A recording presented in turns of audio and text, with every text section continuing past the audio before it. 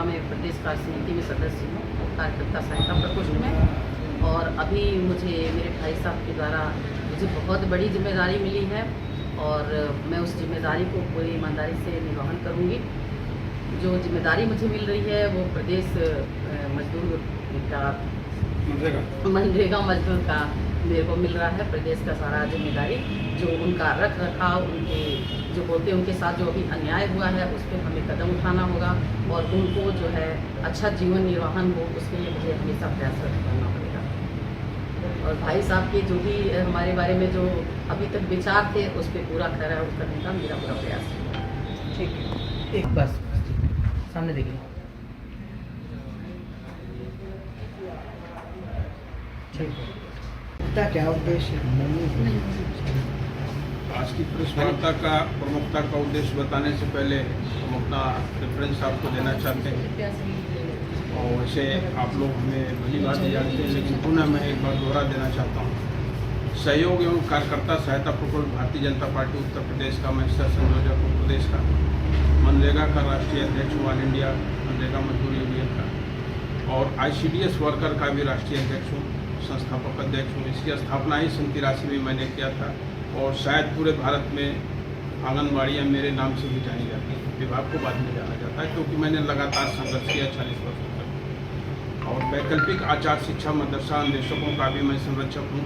अखिलेश सरकार में आपने देखा होगा 4 महीने 23 दिन लक्ष्मण मेला पे मैं लगातार बैठा था और मेरा ही एक तंबू बचा था जिसको प्रशासन ने कभी उखाड़ने की हिम्मत नहीं उठाई, क्योंकि संघर्ष में बल होता है और मैं संघर्ष किसी भी सीमा तक जाके करता हूँ।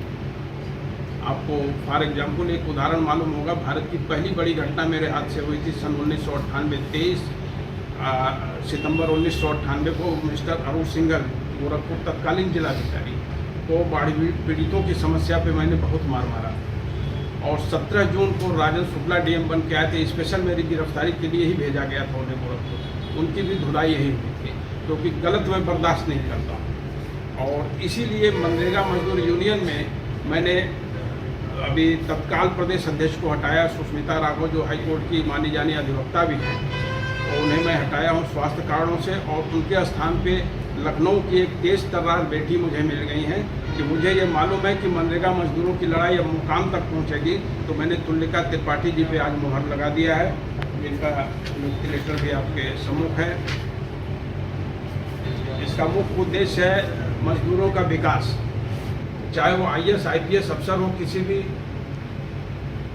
सरकारी उसमें विभाग में, वो केवल शोषण करता है तो गरीबों का, और गरीबों में मजदूर तबके का ही शोषण होता है।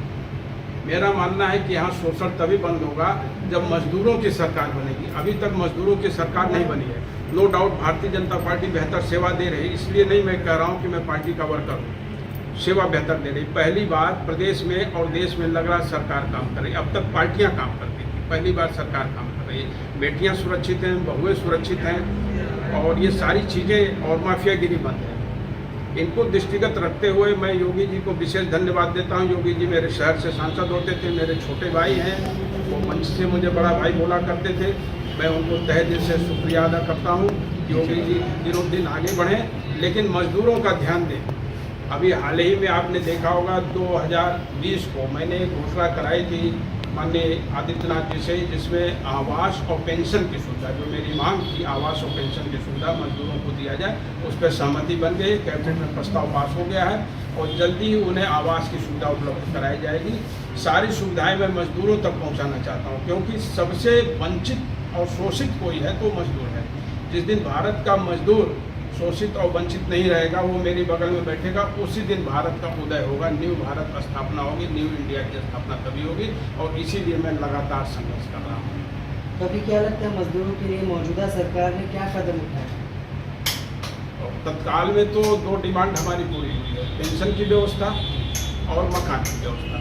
अगर वो मनरेगा मजदूर हैं तो उन्हें आवास देना प्रधान की मजबूरी बने।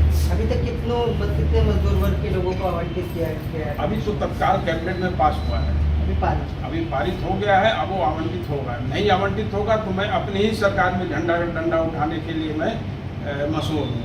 ठीक।